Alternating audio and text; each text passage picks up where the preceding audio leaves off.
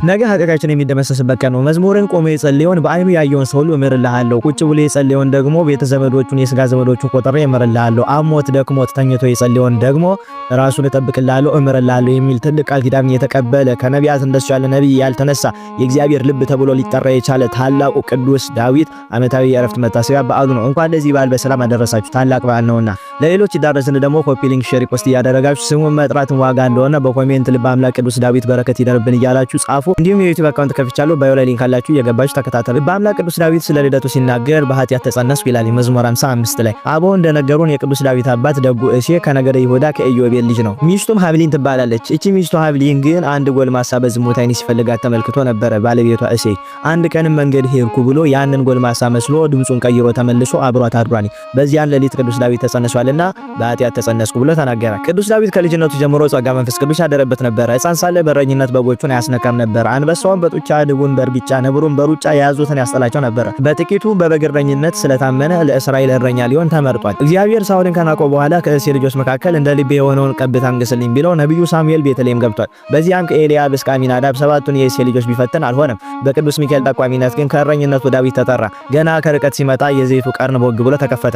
በቅዱስ ዳዊት ራስ ላይም እንደ እሳት ፈላ። በአምላክ ምርጫም በ12 ዓመቱ ላይ ለእስራኤል ንጉስ ተብሎ ተሾመ።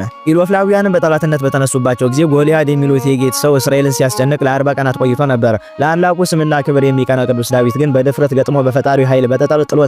ግን ቅዱሱ ብላቴና ጎልያድ ደግሞ 6 ክንድ ወይም 3 ሜትር የሚረዝም ሰው ነበር። ቅዱስ ዳዊት ንጉስ እንዲሆን ተቀብቶ ግን ዙፋን አልጠበቀም።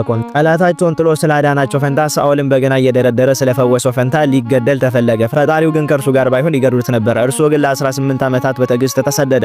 ከአንዴም ሁለቴ ሶስቴ ጠላቱ ሳኦልን አሳቻ ስፍራ ላይ አግኝቶ በምሕረት ተወው። በዚህም የዋህነቱ በብሉይ ላይ ሆኖ ጠላቶቻችሁን ውደዱ የሚለውን የአዲስን ሕግ ፈጽሟታል። ቅዱስ ዳዊትም የስደት ዘመኑ ሲፈጸም ሳኦል ሞተ። ምን ጠላቱ ቢሆንም የሳኦል ገዳይ ነኝ ያለውን ተበቀለ። ስለ ጠላቱ አለቀሰ። 30 ዓመት ሲሆነው ነግሶ ለ7 ዓመታት በኬብሮን ለ33 ዓመታት በኢየሩሳሌም ወይም ጽዮን ሕዝበ እግዚአብሔርን ጠብቋል፣ መርቷል። በዘመኑም ጠላቶቹን ሁሉ ድል አድርጓል። በልጁም አቤሴሎም እጅ መሰደድን በሳሚ ወልደ ጌራ መሰደድን ታግሷል። ቅዱሱ ንጉስ ሁሉ ነገር የተሰጠው አባት ነው። ሁሉ ህይወቱ ለኛ ትምህርት ቤት ነው። ሰው ነውና የኦርዮን ሚስት ቀምቶ ኦርዮን አስገድሎ ነበር። ጉዳዩንም ነብዩ ናታን በምሳሌ ሲነግረው ፍጹም ተጸጸተ።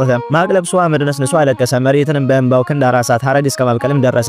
እግዚአብሔርም ንስሐውን ተቀብሎ ከፍ ከፍ አደረገው። በንስሐ ለምትገኝ ጸጋ ምሳሌ ሆነልን። ቅዱስ ዳዊትን የሚያህል ነብይ ወይም ሚስጥር የበዛለት አልተገኘም። ከዓለም በፊት እንዲህ ነበረ ብሎ ከዚያ ከስነ ፍጥረት እስከ ዳግም ምጽአት የተናገረ እርሱ ነው። ስለ መላእክት፣ ነቢያት፣ ሐዋርያት፣ ጻድቃን፣ ሰማዕታት፣ ደናግልና መነኮሳት ሁሉ መናገሩ ይደንቃል። ስለ ድንግል ማርያምና ስለ መድኃኒታችን ክርስቶስም አምልቶ አስፍቶ በጥልቅ ተናግሯል። 150 ምዕራፎች ባሉት መጽሐፈ ትንቢቱ ኃላፊያትን መጻያትንም ተመልክቷል። ስለዚህ አቦ አልቦ ምስጢሩ አልቦ ትንቢት ዘየተናገረ አቡነ ዳዊት ይላሉ። ቅዱሱ ነብይና ንጉስ በጣም የሚታወቀው በዝማሬ ነው። ለራሱ ባለ 10 አውታር ለመዘምራኑ ደግሞ ባለ 8 አውታር በገና አዘጋጅቶ ፈጣሪውን ያመሰግን ነበር። 24 ሰዓት ሙሉ ስብሐተ እግዚአብሔር እንዳይቋረጥ 288 መዘምራንን በአሳፍ መሪነት መድቦ ነበር። ራሱን በፍጹም ተመስጦ ማርማር እያለው እግዚአብሔርን ያመሰግነው ነበር። ቃል ለጉሮሮዬ ጣፋጭ ነው እንዲል መዝሙር 118 ከቁጥር 93። የዳዊት መዝሙሩ ለአጋንንት ትልቅ ጠላት ነው። ቅዱሳን መላእክትን በዳዊት መዝሙር ይዘምራሉ። በዘወቱ ይሴቡ ሰማያዊያን ወምድራዊያን እንዲል ቅዱስ ዳዊት ጽዮንን አንጾ ጽላተ ኪዳኑን አመጣ። ለአምላክ ያዕቆብ ማደሪያ ሊፈልግ አይኑ ከእንቅልፍ ተከለከለ። መዝሙር 130 ከቁጥር 2። የፈጣሪውን ፈቃድ ሊጠይቅ ሱባኤ ቢገባ አንተ ሳትሆን የሚሰራልኝ ልጅ ነው አለው። አያይዞም የሚስጥረ ስጋዌ ነገር ቢገልጥለት ናው ሰማይ ነው በኤፍራታ ነው በኤፍራታ ሰማ ነው ሲል ተናግሯል። መዝሙር 30 ከቁጥር 6። የኪዳኑ ጽላት ወይም ጽዮን ከአቢዳራ ቤት ስትመጣ ከዙፋኑ ወርዶ ከተራ ህዝብ ጋራም ተቀላቅሎ በበገና በመሰንቆ ተጫወተ። ስለ ፈጣሪው ክብሩን ተወ። ከዳን እስከ ቤርሳቤ የሚገዛ ኃያል ንጉስ ነበርና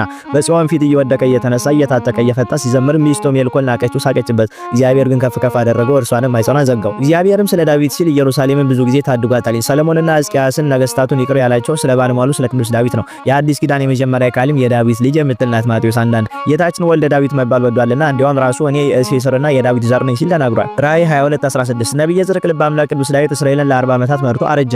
ምን ነው ያ ኃያል እግዚአብሔር ሰው ቶሎ አረጀ ቢሉ ከገድሉ ጽናት ሰውነቱ ተቀጥቆ ነበርና። በዚያውም ላይ አንድ ቀን ስለ ሕዝበ እስራኤል ቤዛ ይሆናቸው ዘንድ በቀጻፊ መልአክ ፊት ቆሞ ነበርና።